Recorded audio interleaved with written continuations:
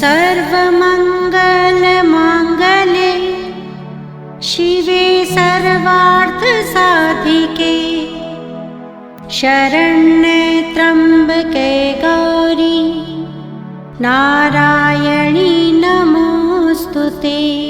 हम आदिशक्ति माता दुर्गा की कथा सुनाते हैं, हम कथा सुनाते हैं।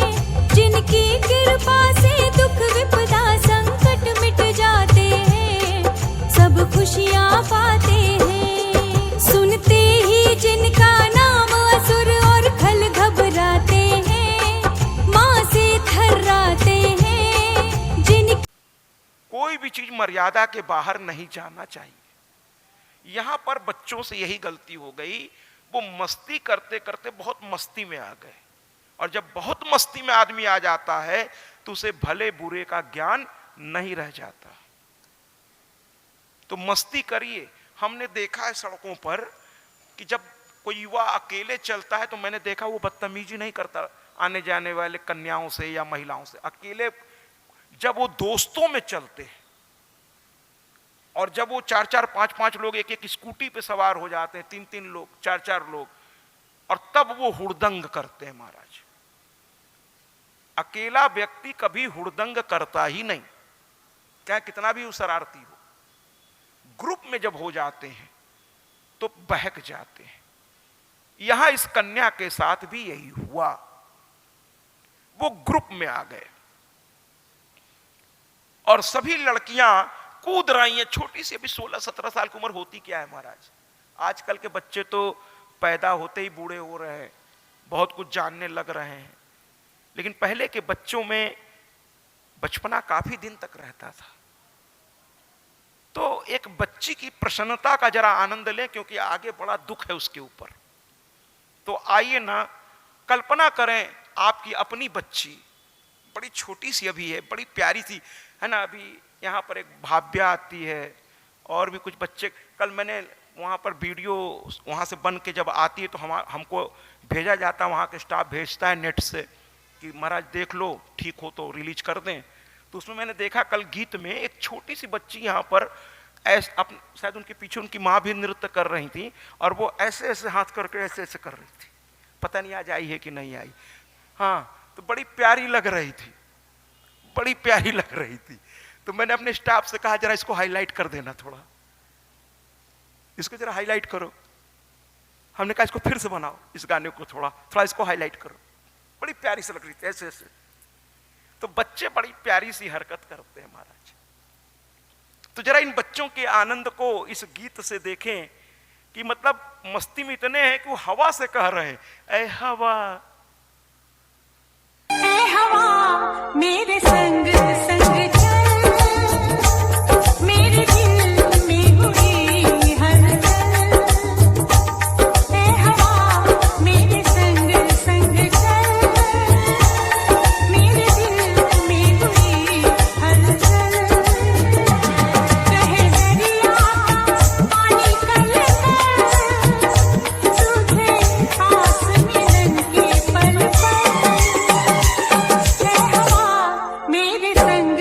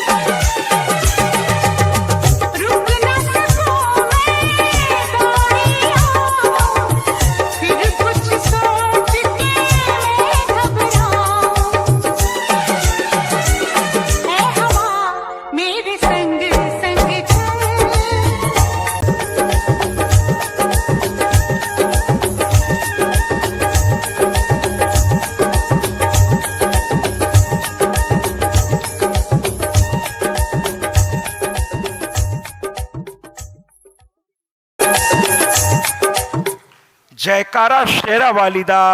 बोल साचे दरबार की, बोल साचे दरबार की, बोल साचे दरबार की।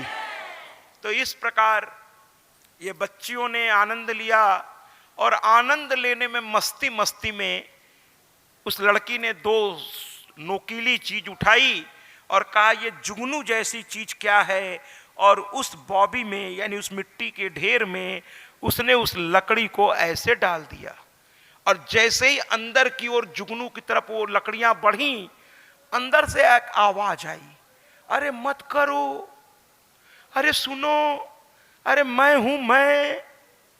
लेकिन लड़कियां इतनी मस्ती में थी महाराज कि वो सुन ही नहीं पाई। एक तो तपस्या करते करते उनकी आवाज भी बड़ी धीमी हो गई थी, बहुत धीमी हो गई थी आवाज। और अंदर थे, उस मिट्टी के ढेर के अंदर बैठे थे चब्यन ऋषि, बड़े वयोवृद्ध, काफी बूढ़े हो चले थे चब्यन ऋषि, लेकिन तपस्या में शरीर गल गया था, लेकिन आंखों और चेहरे पर एक अजीब सा नूर था।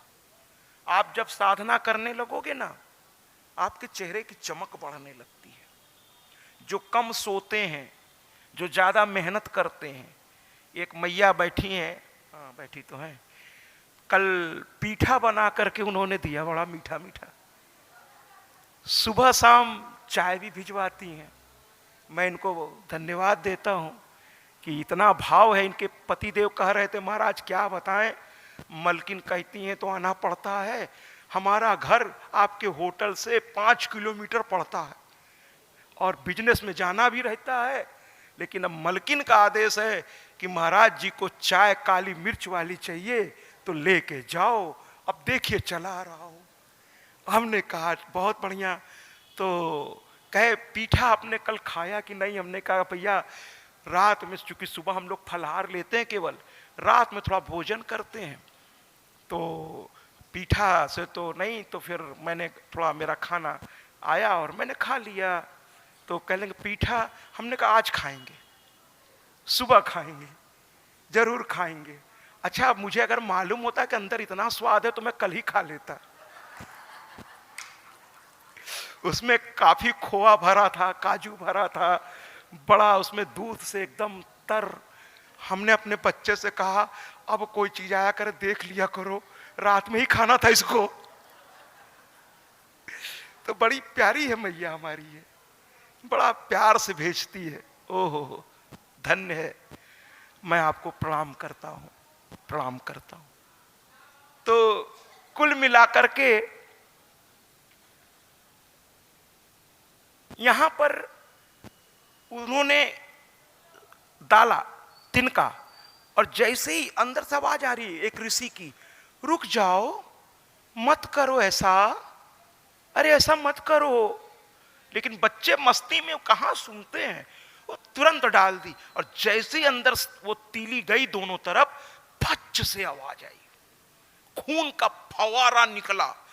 भैया वो चब्यन ऋषि की आंख थी महाराज, आंख, और दोनों में इसने नोकीली सुई घुसेड़ दी, डाल दी ऐसे। अब वो आंख उनका फूट गया महाराज, अंधे हो गए। बहुत बड़ा, वही मैंने कहा ना कि अब इस मस्ती के बाद क्या होगा जरा अब ये देखने वाली बात है। एकदम से खून का फवारा निकला। अब वो लगे कहने जय माता की, जय माता की। अच्छा मां जो है ना, अपना अपमान बर्दाश्त कर लेती है। मां हमारी बड़ी अलग है। इनके भक्त का आप सम्मान कर दीजिए, है ना, उसकी सेवा, मां प्रसन्न हो जाती है। और उसका अपमान कर दीजिए या उसे किसी तरह से दुख पहुंच, तो मां को कहते ना, अपने से उनको फर्क नहीं पड़ता। बाकी आप उनकी सेवा करते हैं तो ऐसा नहीं है वो देखती नहीं है, बिल्कुल देखेंगी महाराज। उनको सजाइए, संवारिए। मैं तो इन पर दीवाना हुआ रहता हूं महाराज। आज ही चलते समय मैं कह रहा था इनसे कि कितनी सुंदर लग रही हो, है ना महाराज। ये तो इतनी प्यारी लगती हैं कि मैं, मन करता है कि मैं इनकी क्या सेवा कर पाता होऊंगा। हकीकत में कुछ गृहस्थ उतना कर ही नहीं पाता। मंदिरों में होती है महाराज, सुबह मंगला आरती, फिर दोपहर में श्रृंगार स्नान करा के, फिर भोजन, सुबह नाश्ता, मैहर माँ का सुबह का नाश्ता देखिए महाराज, 56 प्रकार के काजू किशमिश माँ को भोग लगता है महाराज। और अगर हम जैसे संत या व्यास पहुंच जाते हैं तो वहां के आदरणीय पुजारी हम लोगों को प्रसाद विशेष तौर पे प्रदान करते हैं, क्योंकि ये माँ का भोग लगा प्रसाद सबको ऐसे नहीं दिया जाता। बाकी प्रसाद बंटता है, लेकिन जो माँ के एकदम समीप रखा जाता है वो संतों या पुजारी या व्यासों तो प्राप्त होता है। तो मंदिरों में तो नाना प्रकार के भोग लगते हैं। मैंने अपने घर में भी नियम बना रखा है। अपने यहाँ के जो खाना बनाने वाले लोग हैं, मैंने उनसे कहा जब भी कुछ भी बनाओ तो सबसे पहले इस मंदिर में भोग लगाओ, फिर उसको प्रसाद रूप में, मैं बताऊंगा आपको आगे, प्रसाद रूप में सब में उसको वापस मिला दो, फिर हम लोगों को परोसो, जिससे वो भोजन ही प्रसाद बन जाए। कुछ लोग हमसे पूछते हैं कि देवी देवता तो मिष्ठान ही पसंद करते हैं महाराज, इनको अम्लीय चीज, क्षारीय चीज तो चढ़ता नहीं है। तो मैंने कहा भैया फिर तो सबरी ने तो बेर खिलाया था राम को, और मीठा खिलाने के चक्कर में वो सबको चख के देखती थी। तो भगवान तो भाव का भूखा है। हाँ, मांसाहारी भोजन मदिरा नहीं चढ़ता, मांसाहारी मदिरा नहीं चढ़ता, लहसुन प्याज भी नहीं चढ़ता, तामसी माना जाता है। लेकिन इतनी बड़ी रसोई अगर आपकी है, इतने लोगों का भोजन बनता है, तो शुरुआत में ही मैया के लिए थोड़ा निकाल कर चढ़ा। हाँ, तामसी भोजन कोशिश करिए न चढ़े, बाकी जो कुछ है सब चढ़ाइए मैया को। मेरी मैया बड़ी प्यारी है, सुबह शाम इनको भोग लगाइए, सुबह शाम धूप दीप नैवेद्य, धूप दीप अगरबत्ती नहीं जलाया करिए घर में, लगे हाथ ये भी बता दे रहा हूं। अगरबत्ती में बांस की काठी होती है, और सनातन धर्म में इसीलिए कहता हूं कथाओं में आना चाहिए, बांस को जलाना वर्जित है। देखिए शव भी हम लोग यानी लाश लेके जाते हैं बांस की टाठी पर, लेकिन वहां बांस की टाठी अग्नि को समर्पित नहीं करते, उसको दूर फेंक दिया जाता है। वहां तो लकड़ी सचती है, अब अपनी अपनी क्षमता, कोई चंदन की लकड़ी, कोई आम की लकड़ी, कोई किसी चीज की लकड़ी, उस पर मतलब जो है शव को रखा जाता है। इसलिए धूप बत्ती अगर बांस की काठी से बनी हो और घर में अगर उसको आप जलाएंगे तो पितृ दोष लग जाएगा। इसलिए, और आरती में भी देखिए अगरबत्ती कहीं लिखा हो तो बता दीजिए, आरती में भी अगरबत्ती कहीं नहीं लिखा है। आप देखिए आरती में क्या कहते हैं, धूप दीप नैवेद्य आरती, ये क्रम है। धूप, धूप दिखाइए, अगरबत्ती नहीं है, धूप है। यहां देखिए धूप जलता है, जो लोग जानते हैं उनके घरों में धूप जलता है, धूप आता है मार्केट में, धूप दीप, फिर दिया जलाया जाता है, धूप दीप नैवेद्य, कुछ भोग लगाइए मैया को। और क्या करते हैं लोग, अच्छे अच्छे सक्षम लोग भी थोड़ी सी मिश्री लेकर रख देते हैं महाराज। एक ही तरह का भोजन अगर आपकी पत्नी सुबह और शाम को परोस दे तो आप लाल पीले हो जाते हैं। सुबह भी गोभी मटर, शाम को भी गोभी मटर, इतना कमाते हैं बस गोभी मटर। अरे कुछ अच्छा नहीं बनाना था, है ना। पति जी लाल गरम हो जाते हैं, और मैया को सुबह भी मिश्री, शाम को भी मिश्री, फिर कल्लो मिश्री, आजो मिश्री, परसों भी मिश्री, 10 महीने बाद भी मिश्री। वाह क्या भक्ति है महाराज। अरे मैया को भी तो रोज बदल बदल के चढ़ाइए, कभी कुछ चढ़ा दीजिए, कभी कुछ। अरे कितना खाएगी, वो तो भाव खाती है महाराज, बाद में प्रसाद बन के तो आप ही खाते हो। जिस दिन से भगवान वास्तव में खाने लगे, लोग प्रसादी चढ़ाना भी छोड़ दे कि तो खा जाते हैं, है ना। समझ रहे हैं आप, बड़ी विचित्र स्थिति है महाराज। तो मैया को चाहे चढ़ाया करिए, क्योंकि मेरी मैया बड़ी प्यारी है। और पूजा के दौरान हम लोग मैया से मांगते बहुत हैं, लेकिन मैया से नहीं पूछते कि आपको मेरे घर में सुख है कि नहीं है। सुख के लिए थोड़ा सेवा करनी पड़ती है। जैसे देखिए इस मैया ने कल बड़ा मेहनत किया होगा, ऐसे थोड़ी बना होगा वो चीज, और बना करके मुझ तक पहुंचाया। तो कहीं भी, चाहे वो भगवान हो चाहे संत हो, उसको आप जब पहले आपकी तरफ से प्रक्रिया होनी चाहिए। आप जब प्रयास करोगे तो उसकी नजर आप पर जाएगी। ऐसे तो भगवान के लिए सब बराबर है, संत के लिए सब बराबर है। जैसे आपके 4 बेटे, मैं आपको समझा देता हूं। मैंने कहा ना मेरी कथा थोड़ी, मैं कभी नहीं कहूंगा कि नहीं भगवान तो आपको बहुत प्यार करते हैं, चाहे आप कुछ करिए चाहे ना करिए, बिल्कुल गलत है। हम आपको एक जवाब देते हैं, आपके 4 बेटे हैं, चारों को आप ही ने जन्म दिया है, उसी दुख तकलीफ से जन्म दिया, उसी दुख तकलीफ से पोसा पाला है। लेकिन एक बेटा ऐसा है जो सुबह शाम आपकी सेवा करता है, आपकी बात मानता है, आपके दुख सुख का ध्यान में रखता है। और बाकी के 3 ऐसे हैं जो बस आपकी दौलत पे उनकी नजर है। महाराज भगवान न करे ऐसा पुत्र हो कि कल को जब पापा नहीं रहेंगे तो बंटवारा बराबर होगा। लेकिन कभी पूछा एक गिलास पानी के लिए? कभी पूछा पापा कुछ खाने का मन कर रहा है तो बोल दो, आते समय लेके आऊंगा। अब आप बताओ, आप किस बच्चे को ज्यादा प्यार करोगे? आप ही बताओ ना महाराज। उसको जो रात दिन आपके लिए मर रहा है, या उसको जो आता जाता है आपके पास से? मैंने भगवान के मंदिर में संतों के पास बहुत लोग आते हैं, लेकिन क्या वो उस भीड़ के एक हिस्सा है? वो बहुत अच्छी बात है, आप आओ, आपका स्वागत है। लेकिन जो भाव से जाता है भगवान या संत के पास, है ना महाराज। जैसे देखिए इतने लोग हैं, चढ़ने को स्टेज पे बहुत लोग चढ़ जाते हैं, लेकिन भाव किस में है? प्रश्न ये है, किस भाव से वो यहां तक आता है, किस भाव से वो प्रणाम करता है? भाव से पता चलता है कि आप कितना अपने इस भगवान को लेकर के सक्रिय हैं। आप चढ़ते समय क्या आपके हाथ में एक फल भी है भगवान के लिए? अरे मेरी तो छोड़िए, इनकी तो सुनिए, क्या एक फल भी लेके आप आते हैं? नहीं ला पाए जल्दीबाजी में तो कुछ आपने वहां रख दिया, क्या आपने ऐसा किया? आप आए, प्रणाम किया, और उल्टे आप इनसे कहते हैं। भाई हमसे कहने का मतलब आप इन्हीं से कह रहे हैं, एक पुष्प दे दीजिए, बल्कि कोई दूसरा भाव से यहां चढ़ा गया तो आप कहते हैं ये दे दीजिए। अब आप ही बता दीजिए कि आपको प्यार किस तरह का मिलना चाहिए। मैं बड़ा थोड़ा अलग टाइप का हूं भैया, आपकी भलाई के लिए जरूरत पड़ेगी तो थोड़े कड़वे शब्दों का इस्तेमाल करूंगा, क्योंकि मीठी मीठी मतलब देखिए नाम कहते ना, कबीरा खड़ा बाजार में मांगे सबकी खैर, ना काहू से दोस्ती ना काहू से बैर।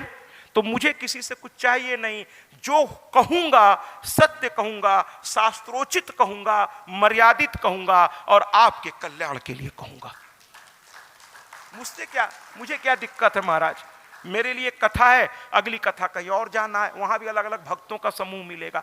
पिछली बार मैं गया आया था तो एक दिन एक सज्जन जो है मेरे कमरे में आए, बड़ी सुंदर बात वो कह गए। कहे देखिए, अब ये उनके शब्द हैं महाराज, बिना काटे छाटे मैं आपके सामने रख दे रहा हूं। तो वो कुछ आए थे मुझे निमंत्रित करने, कहे देखिए हमारे जैसे बहुत सारे भक्तों से आप मिलते होंगे, लेकिन मुझको तो आप ही मिले हैं। मुझे आप जैसे अभी एक सर आए थे, गुरुदेव थे, वो बताइए उनको पढ़ाए थे। हाँ देखिए बैठे हैं, तालियों से स्वागत करिए। स्वयं बहुत आदरणीय पद पर रहे हैं, शिक्षक हैं, प्रवीण जी को पढ़ाया है। कल आए थे, उनको कथा अच्छी लगी, और आज देखिए इतने वृद्ध हैं, कैसे मार्केट गए होंगे बेचारे, उनके भाव को प्रणाम करिए। फिर शॉल खरीदी मेरे लिए, फिर कुछ और भी सामान लिया, और ले करके चढ़ करके, आप उम्र देखिए उनकी, चढ़ करके मुझ तक आए, कहने लगे कल आपकी कथा सुने बड़ा अच्छा लगा। और जब एक शिक्षक इस तरह से आकर दुलार, सम्मान नहीं कहूंगा महाराज, शिक्षक हैं वो, तो मेरा सम्मान, अरे मैं तो उनको प्रणाम करता हूं, लेकिन जब इस तरह से वो दुलार दे गए ना तो मेरी ऊर्जा बढ़ गई, और मेरा मन कर गया कि ऐसी मैया और ऐसे शिक्षक को मैं प्रणाम करूं, प्रणाम करूं, प्रणाम करूं। भाव है महाराज। प्रवीण जी से आज बोले कि थोड़ा हमको मंच तक ले चलोगे। प्रवीण जी उनके शिष्य हैं, जबकि वो भी काफी उम्रदराज हैं। तो प्रवीण जी आके हमसे बोले कि हमारे बहुत अच्छे अच्छे गुरु थे, लेकिन अब तो वो रहे नहीं, लेकिन एक हमारे गुरु अभी भी हैं, वो आपसे मिलना चाहते हैं, थोड़ा आपका सम्मान। उन्होंने कहा सम्मान, हमने कहा अरे सम्मान नहीं, उनका आशीर्वाद मुझे मिलेगा, उनका आशीर्वाद मुझे मिलेगा। तो कहने का तात्पर्य है कि इधर एक घटना घट गई। अब लड़कियों के ऊपर जब खून के छींटे पड़े, बच्चों में एक आदत होती है, जब आपका बच्चा चुपचाप आके आपके बगल में बैठ जाए और वो है बड़ा शरारती और चुपचाप बैठ जाए, तो माताएं समझ जाती है कुछ खुराफात करके आया है, तभी चुपचाप बैठा है। तो बच्चों को पूछना चाहिए कहाँ बैठे हो, क्या करके आए हो। तो यहां किसी ने ध्यान नहीं दिया, सब अपने अपने आनंद में थे, महाराज भी अपने आनंद में थे, और शाम होने पर सब लोग घर चले आए। बच्चे चुपचाप चोरी चोरी, किसी को पता न चल जाए, चुपचाप उसी भीड़ में शामिल होकर घर लौट आए। बच्चों में आदत होती, गलती की है चुपचाप घसक ली वहां से। जैसे ही राजा सरियाती अयोध्या लौटे, एक चमत्कार हुआ महाराज। मैंने कहा ना कि मां अपना मतलब वो बर्दाश्त करती है, लेकिन भक्तों का नहीं करती मां। देखिए हमारे राजकुमार जी हैं ना, जरा तालियों से स्वागत करिए, यही सुबह सुबह चाय लेके मुझ तक पहुंचते हैं, है ना। तो कुल मिलाकर के महाराज आते ही अयोध्या में स्थिति क्या बन गई कि सबके मल मूत्र रुक गए। अब न किसी को मलमूत्र हो ही नहीं रहा था। और भगवान न करे अगर यहां आप लोग बैठे इनमें से किसी को अगर ये समस्या कभी हुई हो, तो इस दर्द का अंदाजा आपको पता होगा कि डॉक्टर हॉस्पिटलाइज होना पड़ता है, फिर डॉक्टर तरह तरह की दवाएं देना शुरू करता है। जितना खाना पीना जरूरी है, उतना ही उसका शरीर से निकलना भी जरूरी है प्रॉपर तरीके से, तभी शरीर व्यवस्थित रहेगा। अब महाराज पहले राजा को फीलिंग आई, फिर मंत्री को भी, सेनापति को भी, धीरे धीरे पूरे राज्य में जैसे कोरोना फैला था, हल्ला उठने लगा। अरे बाप रे, ये कौन सा रोग हो गया, कौन सा रोग है। पूरे राज्य में हल्ला हो गया, अरे क्या हो गया, क्या हो गया, क्या हो गया।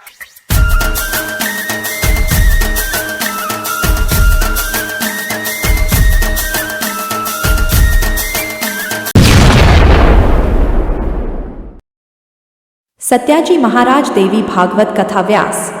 सत्याजी महाराज से समस्त सोशल मीडिया प्लेटफॉर्म पर जुड़े। अब गूगल पर भी उपलब्ध सत्याजी महाराज।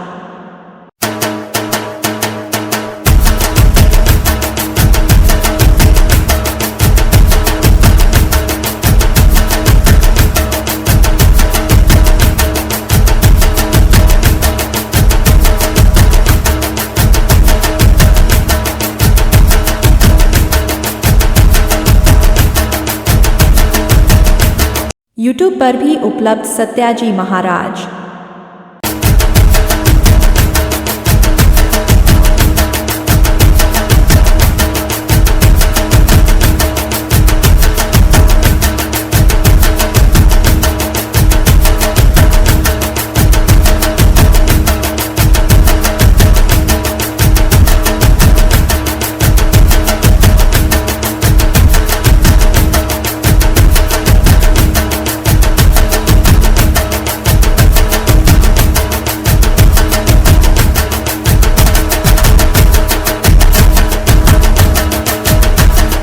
इंस्टाग्राम पर भी उपलब्ध सत्याजी महाराज।